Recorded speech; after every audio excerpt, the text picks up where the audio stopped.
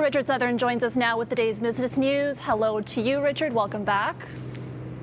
Nice to see you, Erica. You kept the place nice for me. I appreciate it. How are you? Of course, I'm doing well. Let's start with this. Air Canada is reporting a massive revenue jump over last year, but it hasn't all been clear skies for the airline giant.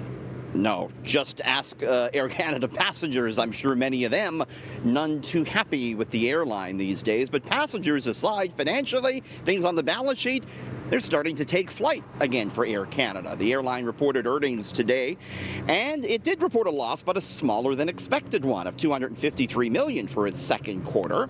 Operating revenue, though, grew five-fold from where it was a year ago. So revenue really surging.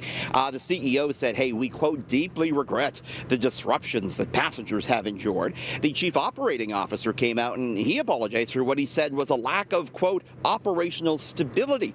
Air Canada said it has doubled down on hiring. Of course, there is a big, staffing issue at all the airlines right now. One interesting tidbit as well, the airline said it spent 45% more on jet fuel this quarter than it did last quarter, even with the flight schedule 20% lighter. So that really speaks, Erica, to the uptick we've seen for fuel and for oil in recent times. Air Canada stock did move higher on Bay Street today, Erica. All right, and history for Uber. The company is reporting its first ever quarter with positive cash flow, Richard.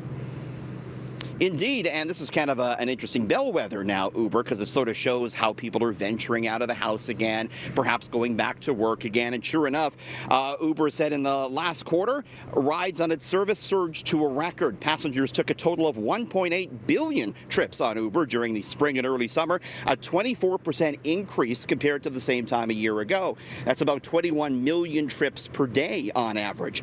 Revenue more than doubled to more than 8 billion. And yes, Uber said it has become cash flow positive, meaning it took in more money from its operations than it spent, excluding capital expenditures. Still, the company reported a loss of $2.6 billion. Erica, Uber continuing to double down on its delivery options. It recently announced a new collaboration for grocery delivery. Uber stock was up 18% today. All right, and finally, this one's interesting. A new study shows it really does pay to have friends in high places.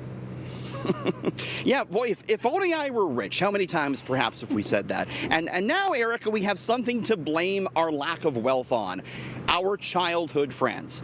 A new study in today says that those with wealthy childhood friends grew up to make a higher salary as an adult. Yeah, children who grew up in low-income households but who made friends with those from rich households made more money on average salary-wise as an adult, according to this new study. And the authors say that the findings perhaps should renew policymakers' efforts to maybe provide a more well-mixed school environment in terms of household wealth. You mix the kids together, you might end up in the end with higher salaries. So there we go, Erica. We have something to blame our lack of richness on, those terrible friends we had. In childhood, yeah. Okay. Thanks, Richard.